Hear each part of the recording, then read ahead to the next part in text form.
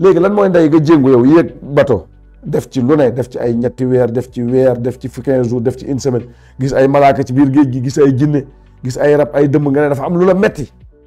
nga bàyyi ko sa gannaaw. yow damay njëkk ci ñi nga xam ne ñoo dugg bato bala maay ñëw ci ñi nga xam ne avion lañ dugg. yow nga daldi xiiban ne ci géej gi juróom-ñaari fan di naan ndox mu saf xorom, toog ci bant ab kal, xamoo fan lay ubbeekoo nga yam fa, gis nga lu ne, yaa ne gis nga jinne na yam ci yow,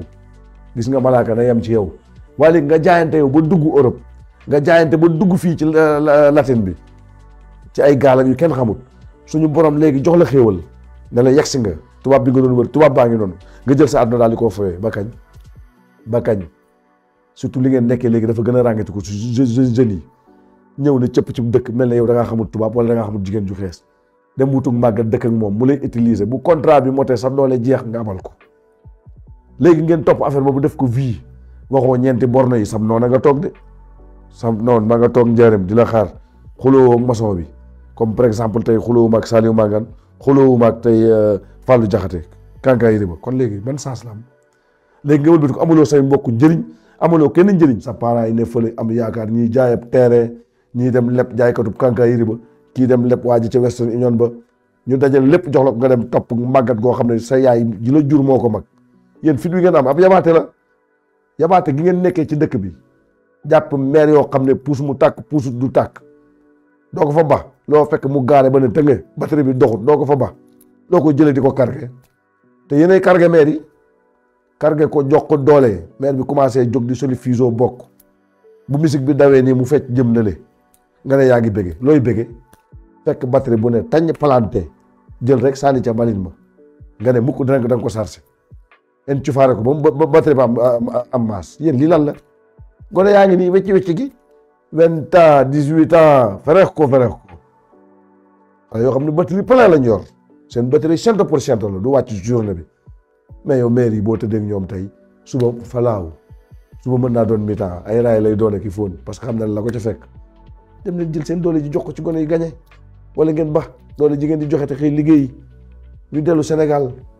ci jàmm. boo bëggee defante, boo yore sab jeeg yor fa kër gu baax ak kër su ndaw, da nga defante ba defante xew yi, te boobu yàlla day kontaan di bind ndeysaan,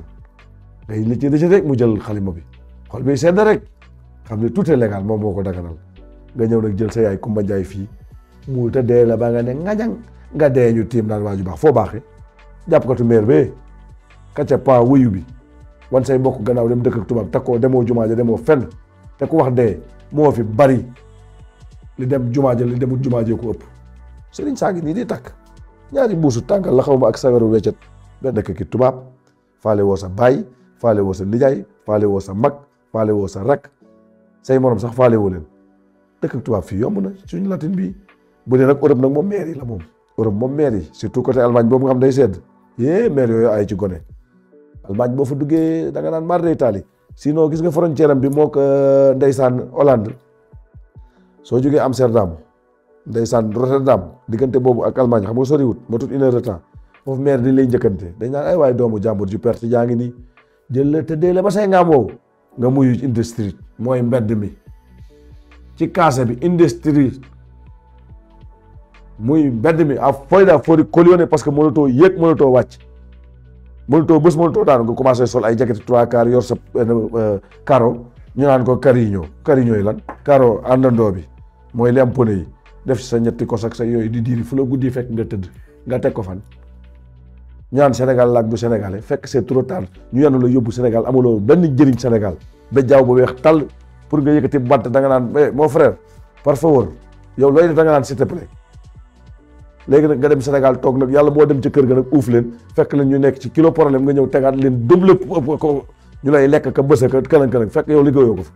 sëñ bi bàyyi leen caaxaan yi, surtout yéen jeunes yi leen laa wax, bàyyi moom ñun ñi kalakat sama classe gi nañ toog, da ngay lóorle ne ñëppay lóorle, loolu fu mu am. man damaa lóorle, dama naan kon damay seetaan booy ñu lóorle, ak xañaan mënta weesu loolu. ñaari cheikh lañ def nañ ci dëkk ba ay 35 ans,